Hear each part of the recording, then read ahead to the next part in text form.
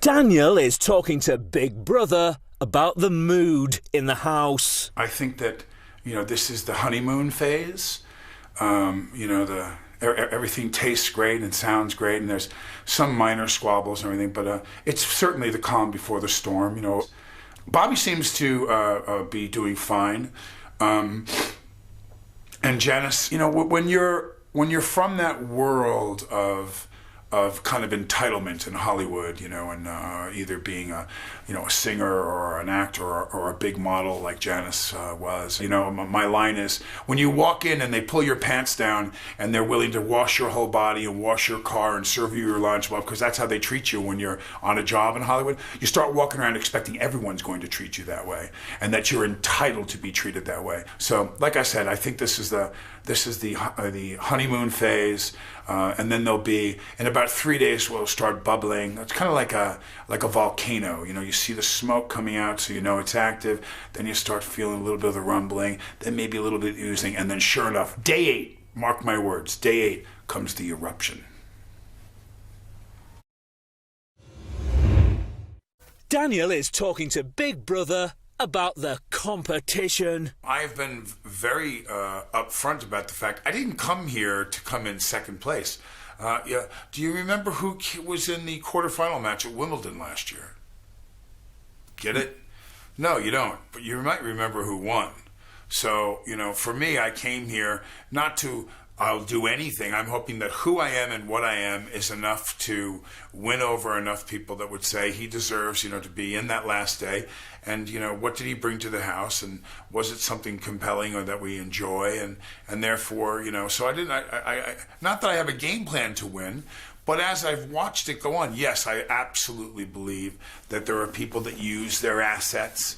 I don't think that it's a coincidence that James and Austin walk around quite a bit with their shirts off. They're very handsome men, and they're built really, really well. And they're, they know there's cameras around, and so sure, that's a way to work that young female vote that's gonna want to watch that eye candy. It's nomination time. My first nomination is Janice Dickinson.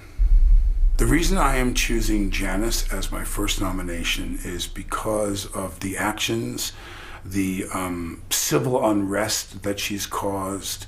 I do see since the biggest blow-up and situation that occurred in the house with Austin, she has made as much effort as Janice is capable of making of being palpable.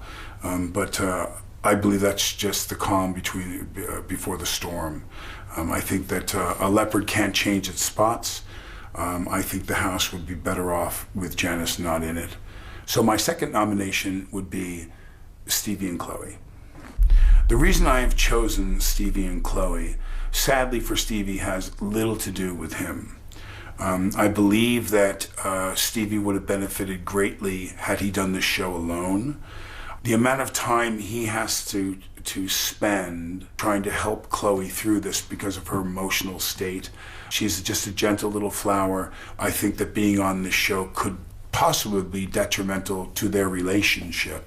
I think that it would be best for her to leave the house. And sadly, because Stevie is part of that, he would have to go too.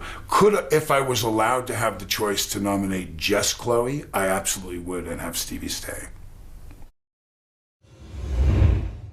Daniel is talking to Big Brother about Paul Burrell. To be fortunate enough to be with someone who actually served Princess Diana, what a great honor.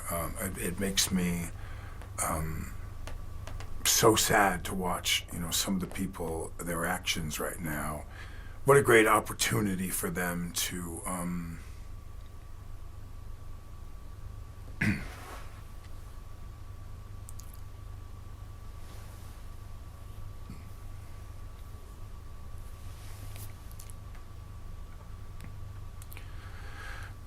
what a great opportunity for them to learn something and to pay respect and homage to her legacy.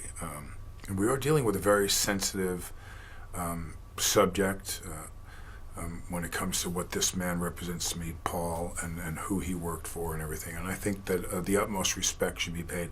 But it makes me sad to watch my American counterparts sometimes slag off and not.